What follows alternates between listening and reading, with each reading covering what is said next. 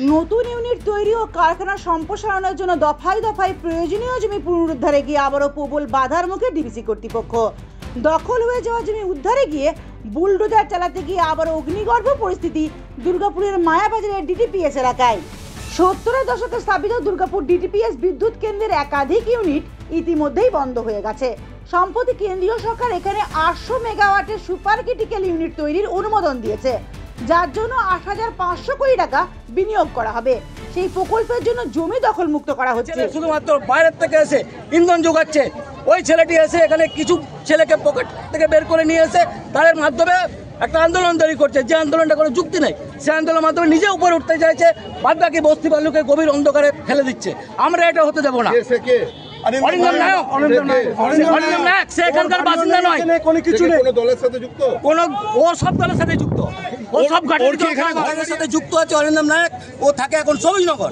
তা নিয়ে বস্তিবাসী ও গ্রামবাসীদের মধ্যে শুরু হয়ে যায় তুমুল বাকবিতণ্ডা। উচ্ছেদ অভিযান আটকাতে ময়দানে নামে বস্তি রক্ষা কমিটির অন্যতম মুখ অরিন্দম নায়ক সহ বেশ কয়েকজন। অন্যদিকে পাল্টা প্রতিবাদ গ্রামবাসীদের। বলা হয়েছে কি 2 তারিখ অবধি আপনাদের টাইম দেওয়া হয়েছে, ঠিক আছে, কথাটা এখানে ক্লিয়ার।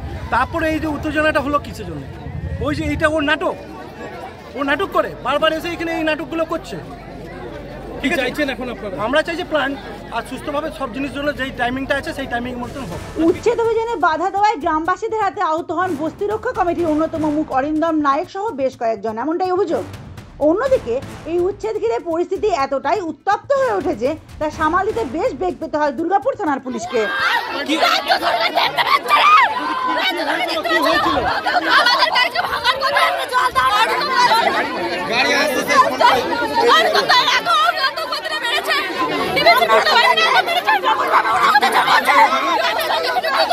পুলিশ ছিল